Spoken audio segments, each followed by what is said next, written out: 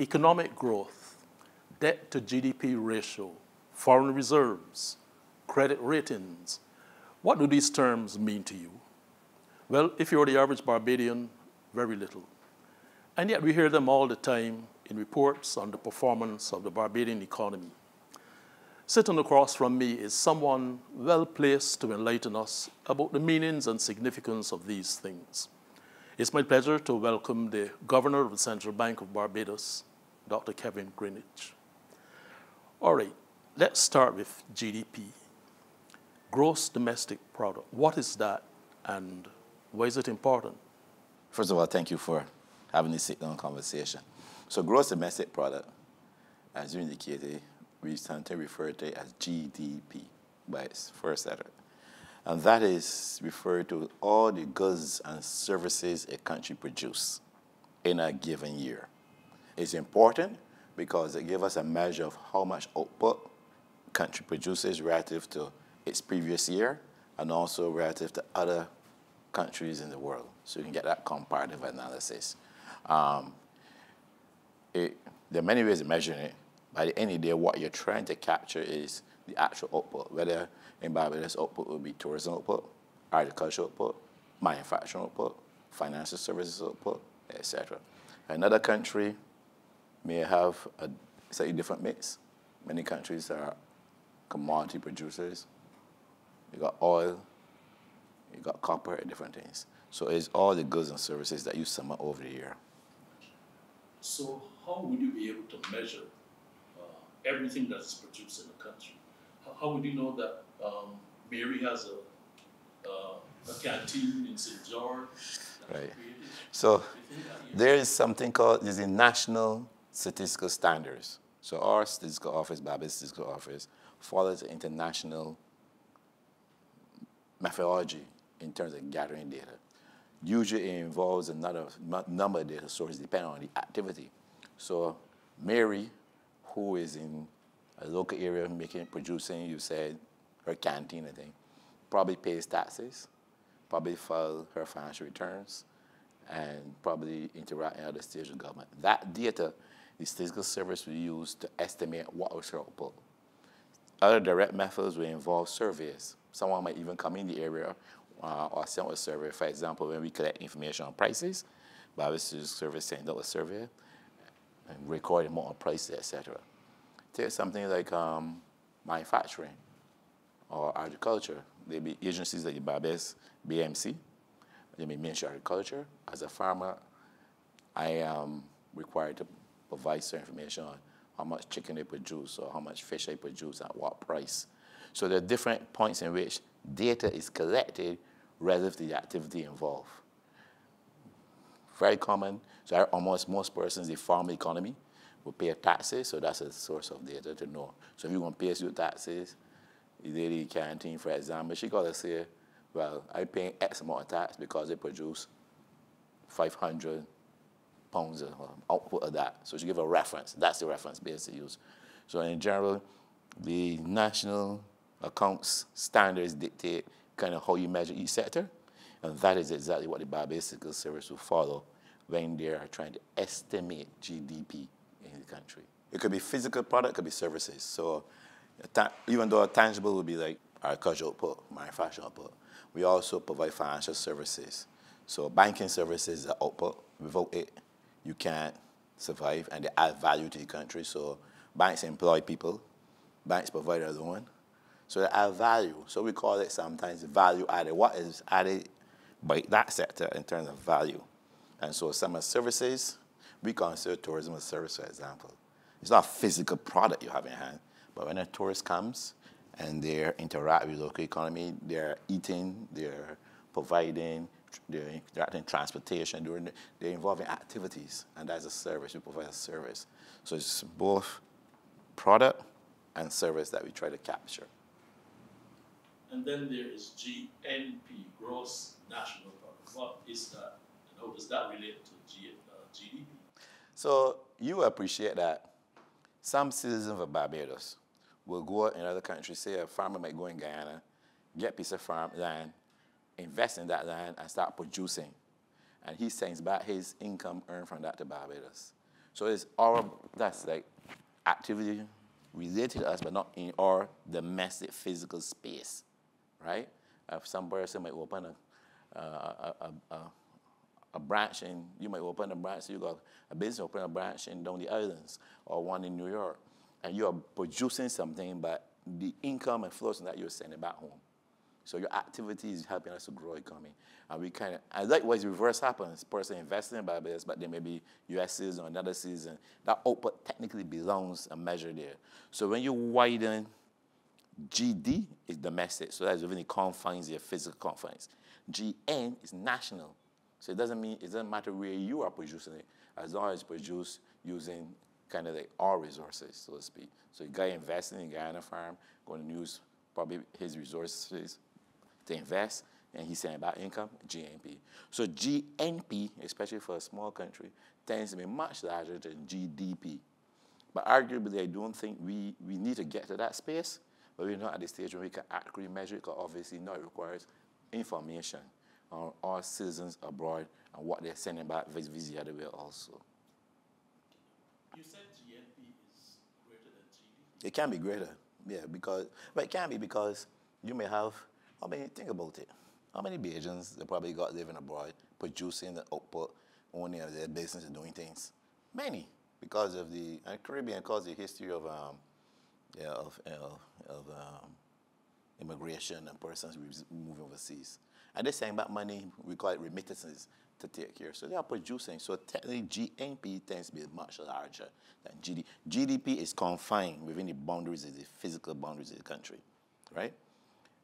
So GNP would be that, plus the ones produced outside, minus who outside own capital here producing same income abroad. So GNP tends to be larger. Let's look now at foreign reserves. We hear that term all the time. What are foreign reserves, and how are they, in what form are they held? So the foreign reserves, or foreign currency reserves, let me call it foreign currency reserve for simplicity, it will be our reserves in terms of foreign currency that we have accumulated here, and we invest in different places. So let me step back. In order for us to interact with the rest of the world, you got to pay for the goods and services you buy.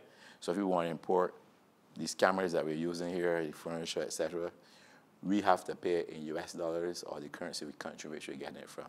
And likewise, if someone is going to bring in, buy from Barbados, to pay in Barbados dollars. So even though we have our national currency, which is Barbados dollars, when we go to purchase from the rest of the world, we want to buy something off of Amazon.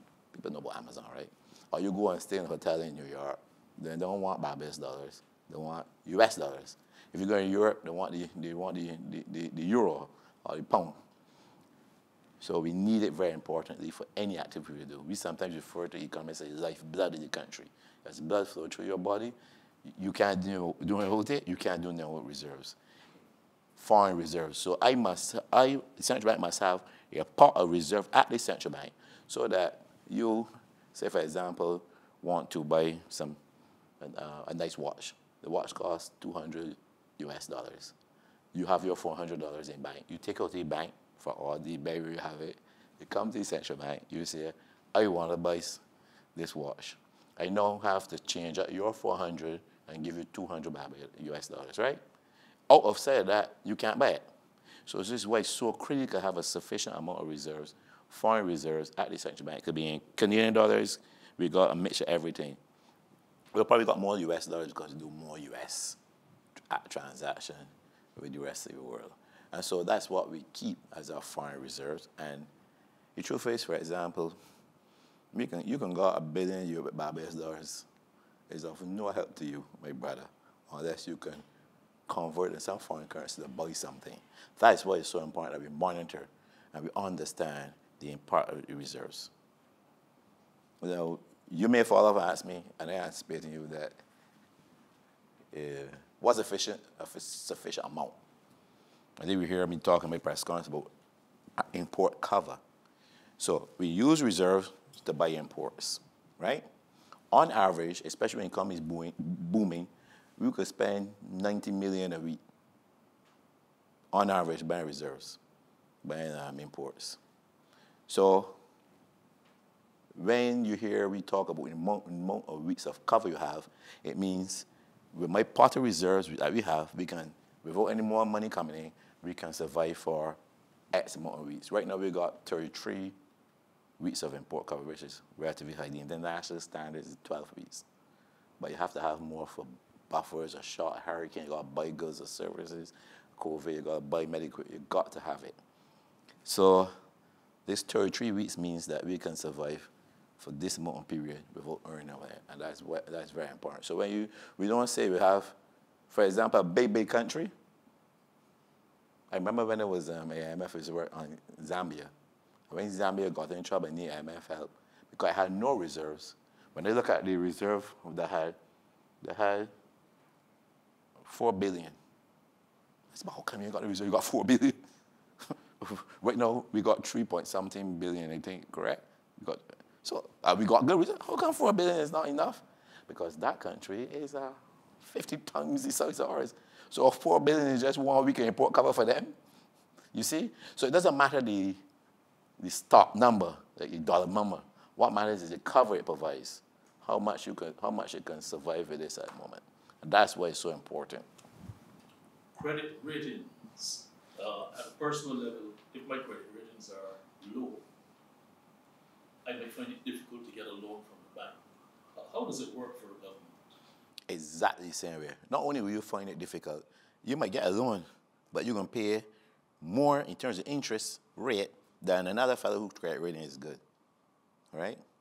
I think something that, as a Barbadian, when I grew up, gone through work at central bank, everything, I knew about credit rating, I appreciate your own credit score, but it only really became like, bam, to me, when I was working at IMF in Washington. Because of, it is the only two most important pieces of documents you got, or information what you have that in USA that matters more than anything else. Your social security number and your credit score. And I didn't realize that. I said, but this thing is so important. Why is this so important? Me and you in the US, we got 2 different credit scores. You're high, money lower, and you go for a mortgage. You might pay 4% because your credit score is worse than mine. I could pay 2 percentage points less. That could be hundreds of thousands or thousands of dollars difference in the mortgage. So you go to a financial institution, and your credit score is lower than, say, mine, you're going to pay, say, let's say it was a car loan. You probably get 5, I get 3. You want to know the difference? They tell me I'm a prime customer. The difference is that your credit score. And so a credit score shows your ability to repay. And when your credit score is not so good, the market punishes you and says, I'm going to charge you more because you're likely to default more than another fella. Same thing for government. When investors don't want to invest in a country, and there's ways to invest, we think sometimes in investment as some foreigner coming in and building a hotel or doing. An investment could be a government wanting money to do a program, to go into the national financial market and say, I'm going to float a bond, say for 500, and people want to buy the bond. But you buying that bond, you're investing in the country, right? So you want to know how reasonable is it that I will get back my money. And so should I invest in Barbados or Zambia or Chad or how about Pacific Ocean's Fuji? I don't know. I know nothing as an investor about Barbados. I could read, but that's too much information. So that's where the credit agencies have made their space. They come in and they provide these reports, kind of standardizing, measuring the same things across countries. So when Sister Shells, for example, has a better credit score than Barbados, you investors say, all things being equal, I can get back my money more sure when I invest in Seychelles than Barbados. So if both Seychelles and Barbados floating a bond for $500 million, and you say, well, me invest in this bond, you are more likely to give, Seychelles can get you invested at 3%, but the other country with the worst, you're going to go pay 5%. They're going to pay more for you to take the bond because their credit score is different. So investors read the credit scores and the credit report of where the pressures are, and that is what tells them how to invest and where to invest. So it's very important. In fact, today we had Fitch, 3 major credit rating agencies. There's Fitch, there's Moody's, Standards & Poor. And there's a fourth one in the Caribbean called Carry Chris. We engage all four of them. Today and they do it annually, so today we met with Chris, with Fitch, and we explained the economy, how it's performing, what we're doing, etc. And they will form an opinion and eventually give us a score. And hopefully it shows the improvement we have made. And that is why credit scores are so important. You can't get away from it. Just as in the local space now, you'll find that the financial institutions, we have no credit rating, credit bureau, and they're gathering information. This is actually a good thing. Because if you are the good customer, i.e., or a good country doing good reforms and everything, you want to be a benefit from that. If you visit another country, another customer who's not doing the right thing or finding difficulties. And so I don't shy away from it. The main things the agency look for is the ability of the country to be able to repay and return. So they're looking at how is the economy growing. So if the economy is growing, it means you're earning money, government's earning money, you let you to be able to honor your debt. They look at your debt profile. If a country has a very, very high debt, and we talk a debt to GDP ratio, it means it can have pressure servicing our debt in the future relative to another country who have a lower debt profile. So they're looking at that. They look at the financial markets and your financial system and see if it's stable or if there's pressures, if contracts are honored. Look at political stability. Is the country stable? Is it democracy? How things will flow? So they look at a myriad of economic variables to get a gauge. And then they're comparing you to the country, with other countries in similar positions. And from that, they give a score relative to each other, right? And that's how they would get your score. Debt, the troubled subject of debt. There's a feeling that the country, Barbados, is too heavily in debt. Are we really borrowing too much? And how is the money from that? How is that debt used in the country? What matters is your debt to GDP ratio. Just as I told you about the reserve, $3 billion was a nightmare for one country. They're scared 2 days, and for another country, that's 6 months of import. The absolute number is your ratio. So we compare debt for countries based on the ratio of how much they produce. Is it me and you? You may be fortunate to have let's assume you're earning income 100,000, and I'm earning income 10,000, and we both go to the bank for $9,000 loan. 9,000 over 10,000, 90%. I'm 90% indebted. 9,000 over 100,000 is 9%. So who the bank gonna want to deal with? Which should we look better, even though our absolute number is the same. So we're talking about ratios. Now, where we are now is our ratio is 105%. As I said before, it came down from the beginning of the BERT program, 178 to 105. And it's the anchor of the Barbados Economic Recovery Program, which means everything hinges on how we treat our debt. And we have anchored in there that we are going to do, we have thought a path from 100, where it was, down to 60% by 2035, 36, right? So wherever government borrow debt, we filter into our economic apparatus or analysis to ensure that that ratio continues to trend down, okay? And that is called, in economic terms, sustainability. Now, in order for that to be sustainable, it means that your debt borrowings must be anchored in an economic program that is generating economic growth so that the denominator, one, is growing, and two, you're able to repay, whether it be domestic or foreign, when the time comes to pay the debt, right? So the debt, and you will see the government announce this investment program with specific projects. In order for you to earn money, you must borrow. It's personal too. You borrow money to build, well, I don't know if you were lucky enough, but most people borrow money to build a house. It's called a mortgage. And hopefully over time the house is backyard. So over time the house valuation go up, and you could easily, in fact, you get equity in it. And you could service the debt. You borrow money, say to open a business, the bank lends you some money, hopefully the business grows, you pay back the debt, you borrow a little more to expand. But if you borrow money to go to parties with fellas and go on fishing shit and chopping shit, you're not growing. That's the same in the country. So our analysis and where we do it, currently the borrowings have been project-related and they develop. Maybe there was some things during COVID, etc. You have to respond to emergency. You got to respond to emergency in Hurricane Elsa to clean up. You got to respond to Hurricane Beryl. And that's why you have the space to borrow when things happen. But borrowing really is project related. You're developing roads, you're building roads, you're improving government buildings, you're improving even digitalization, you're doing things. That's productive borrowing. Yes, the nominal value might $9,000 borrowing, might go to 9,100 euros, same. But the denominator, which is GDP, is growing sufficiently fast that it's generating income for you to pay back at the same time, and it's pushing your debt down that rating agencies and potential investors are saying, they say, well, yeah, that is stable. That is on a downward trajectory. I'll go and get paid back. So, correct me if I'm wrong, so the actual debt then may be higher than it was previously, while the ratio to GDP is lower. Yes, absolutely. You want the ratio. But look, we small country, my $9,000, maybe you growing through life. I get $9,000 to buy for something. Then you get a 50% increase in income. You say, well, look, let me borrow a bit more. So what the nominal may occur, and in fact, last time I think in my report, I told the country, the nominal went up by 200 million, right? But the growth outpaced it, so that the ratio came down.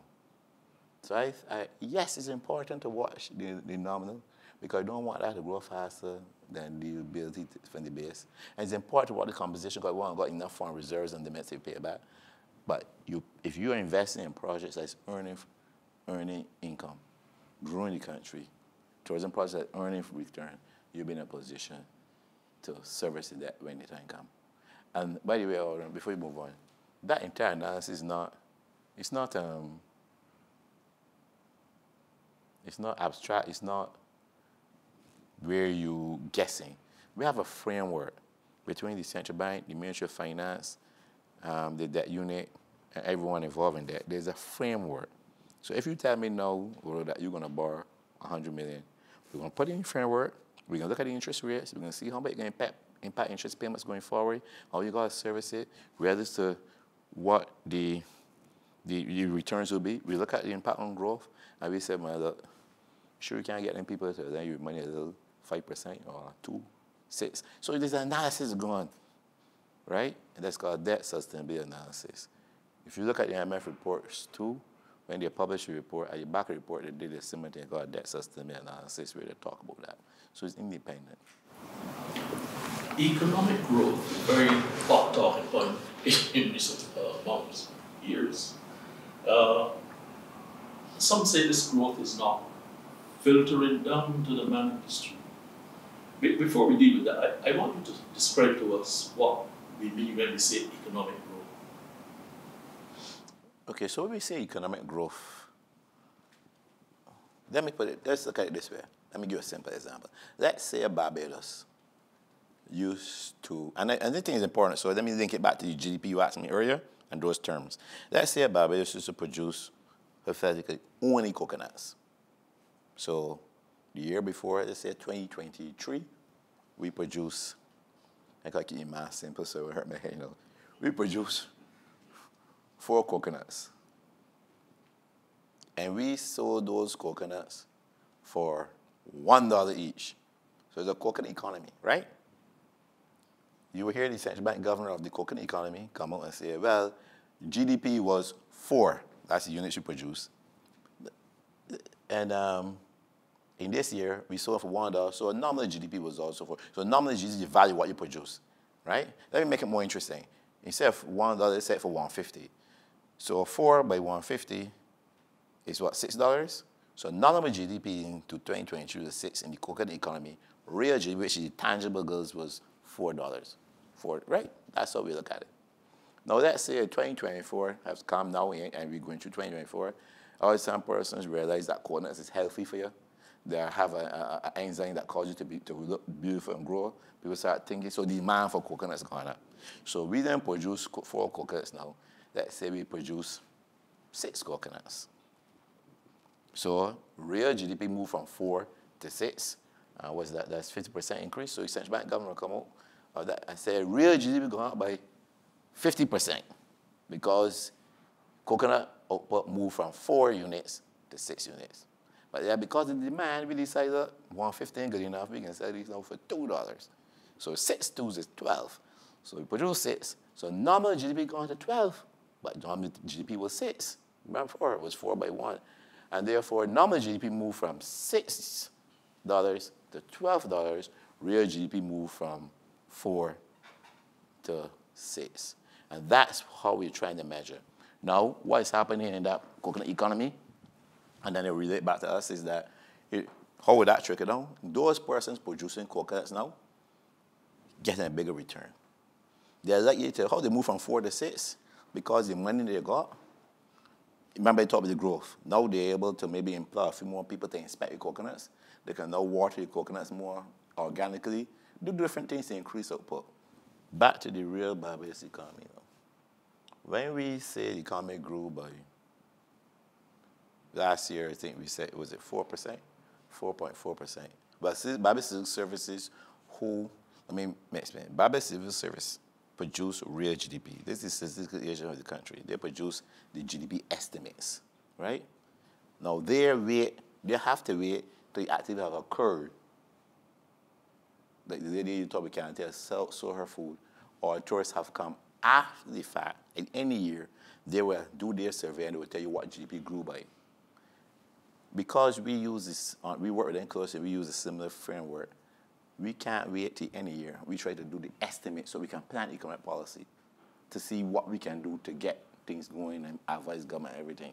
So prior to any year, Central Bank working with civil service and the ministry, everybody, we come up with numbers. We will say the economy is likely to grow. We estimate the economy will grow by 4.4%. That's what I said during 2020, at the end of 2022, at the beginning of 2023, I said the economy will grow by 4.4%. We forecast again.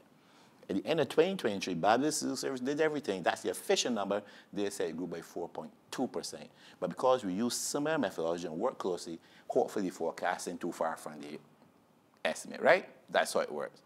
Now, when I say grow by 4, it means that the actual production of goods and services in 2023 was 4.5% higher than 2022, right? And if you look at, they had 13 years of growth, 13 quarters of growth. It means that the cake at the end of 2023 was significantly larger than it was at the before the start of COVID. How this translates, it means that people, owners of the, what we call capital, people, hotel owners, business owners, agriculture farmers, those who actually produce and owning, will see an increase in income. Businesses, we talk to the banks say business books is booming, businesses are improving, they're paying back the loans even faster than before. We talk to the sectoral persons, say they're feeling it, they can't find enough people to work, skills is short because business booming. What can happen? Because growth takes time. Even though I tell you growth, it takes time. I don't like trickle down, it's coming in the sun and that's where let's say filter out growth across everybody. Those businesses start to employ more people. That is why you see Barbados Civil Service unemployment rate is the lowest at 6.2%. It means that you will see somebody who didn't work and people getting work or getting double shifts or could choose what they want because it's better. Those persons start to employ persons, and those persons who they employ have more money, start to spend more in the economy. The demand for goods and services increase. The farmers, the merchants, the business people now bring in more goods to sell because all of a sudden people want more stuff. Good example, you will see every party, every event packed and ram off because people got disposable income to spend. People doing here. So you see it, even though you might think that, let me put it this way, that filter effect, as business start employing more people, hotels those got more people they want to bring on, they see it through the employment numbers, number one. It's fast things you will see it through. Then you see the lifestyle of the person starting to change. Then you walk around, and you drive around, you see, instead of seeing empty cranes and empty things, but you see people building on a little 2x4, adding a little room here, fixing a roof. People start cleaning around them because now they have a bit of money to spend. And so you start seeing it. I think I mentioned your time, one, when it was the IMF, and we go to missions to countries. One thing we used to do, my team used to do, take a drive around the country. You can see when the economy growing. You will see construction activity going on. People like to do something with the money, tangible. But when they come in growing, you see a crane there, blocks that ain't getting used. You see a stall of construction activity. That's a sign. And so it takes that time from the employers and those who own the business thing and start to reinvest. A fellow might say, see me business looking good here. Central bank government say, come in. I see people coming in the store now. I always wanted to expand on that side. I start build out there, a shop. I usually visit a shop there, so I'm advertising do a bush all. All of a sudden they got a whole base, they bought the land and no karaoke going on there. They are twice the size they were before. It takes, once it's sustained growth happening and people feeling confident, you will see it. And you ask a person, you know anybody, yeah, where somebody know if I just get a job. Right? Or people say, man, a friend of mine told me earlier, he told his pastry chef, there's a restaurant I won't call it name, something with pastries. Man says, make that, what they say, you know? My packet he bag gone. Why he doing that? Because he know he ain't find work somewhere else.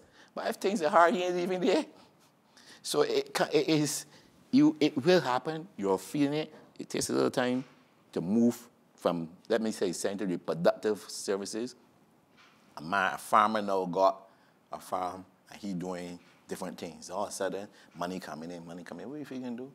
I'm going to improve. But yeah, they're tractor. You might hire a few fellas to do some more of the work for him.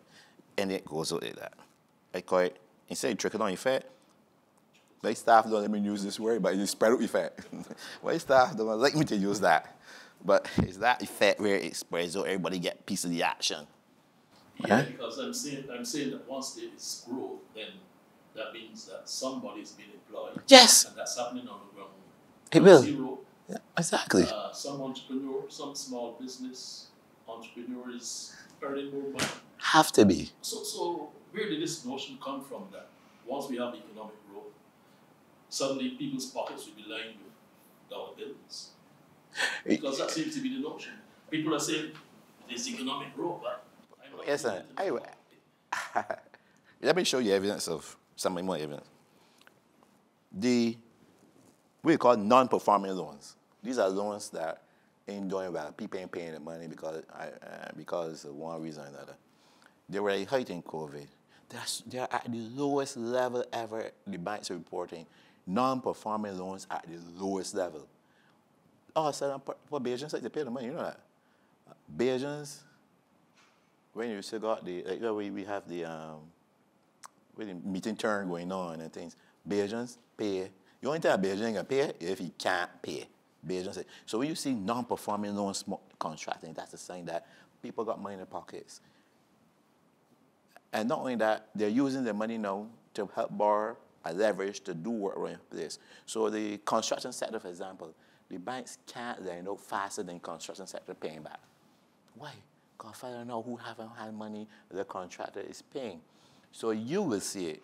And if you ask a fella who, let's do a challenge. Ask some person who say they ain't feeling growth. Ask them, you know, if anybody recently get employment? With 6% employment, they must tell you yes. 6%? I think last thing Barbados is 6.2. 6.2%. That means that of all people that are really looking for work, only about 6% can't find job work. It'd be impossible for that to be so, and people around you, you don't know if somebody get a job. If they aren't, or somebody gets something, everybody getting work. And so my thing is that it is there. Let me tell you another thing here. I understand based on the thing that we had one of the most packed years of events happening, activities around Kwapa Avenue. And every event was burst. What do you feel, people? And you want, yes, and you want, let me check it. And when you see economy going, you get creative businesses. I don't want to mention a few because people might rip into me, but you find, females getting things done now that they weren't doing before. You're doing it, I don't want to get into that too much, but people got money in their pockets, they're spending. But, sometimes it's our nature to, not to sometimes recognize, the bounties we get. But it is there. It is there. It is consistent. In summary, Dr. Greenwich, would you Give us your assessment of the current state of the Barbadian economy. I mean, I think you've done it in all that we've said just now, but give us a summary of what the economy is. I will say, we're not in the perfect place, but we're in a very good place. The economy has grown so far 13 quarters. 13 quarters in, not a wave a finger. That's consistent performance. You're batting. That's consistent growth. And then that is not us measuring, that's the international institutions coming in measuring. The AMS, the office have worked closely with Barbados Civil Service to even what we say rebase the GDP, so improve the estimate. That's constant. So economy 13 growth. That means economy is larger than it was before. We have a fiscal position that is sustainable, finances sustainable, is anchored by a debt position that is stable and sustainable, so the fiscal and debt is in order. And even though inflation has started to ease a bit, I mean, prices not going as fast. But I said before, prices don't fall in the way in the world. They will go up. Our natural rate annual increase over history, that's towards about 3%. We want it to come down, but hopefully the growth economy will pace that. So we're in a good position. But we can't relax and think it is the great position. Because what we need to maintain that is like anything in life, you got to put in some more. We got to keep putting in. That is why I keep saying we need to invest, both local and foreign investment. So because, and I say we're in a good position because when people look at the economy, investors, from foreign investors, and they see growth, they see a stable government, they see stable finances, they see a predictable debt path that converges to an anchor that they can live with. 60% is our target. They are willing to take a chance and invest because a lot of other countries where the dynamics are not that good. So they will invest. So we want that foreign investment in there. That's why we engage with the agencies all the time and discussions, keep them abreast. And that investment will keep us growing. We need the local private sector to step up and invest. BERT program called for doubling the investment from just under $1 billion to $2 billion over the next 2-3 years. Now is the time for businesses to take a chance on themselves. You have a business, now it's time to expand. Because your expansion will be met by a demand. So we're in a very good position. But what is going to sustain it is consistent investment. From the government side, when the fiscal position is, the budget, for example, and the fiscal execution focuses a lot on capital investment, on projects. Because that is what gives growth, right? It is the capital, it is the building the roads, it is the providing the space and the environment for the private sector to build hotels, restaurants, etc., that would give us that. So yes, we're in a very good position, we're in a stable position, economy is doing very good, fiscal is going good, everything look good, but to sustain it and get that inclusivity that me and you talk about just now, indirectly we talk about the spreading out of the economic growth effects, that inclusivity will require now sustained investment. Sustained investment. If you, in some economics, investment, growth cannot occur without investment. Both public and private being local private, foreign private. Cannot happen. And the best way to investment is us investing in ourselves, right? Whether it is you want to start a business, you want to invest in some real estate, so you do some construction in a house, you go or whatever, or you go another block, or you invest in somebody's business, or you buy some government bonds because that's investing, because you put the money there and the government use it for investment. Now is the time not to hoard financial assets, but to invest those financial assets. And if we do that, we continue to work at it, also improving the way we do business at the different agencies and improve their customer service. If we do those things, we will recognize Barbados in another 10 years. It will be a different kettle of fish. Governor of the Central Bank of Barbados, Dr. Kevin Greenidge, enlightening us on matters pertaining to the Barbadian economy.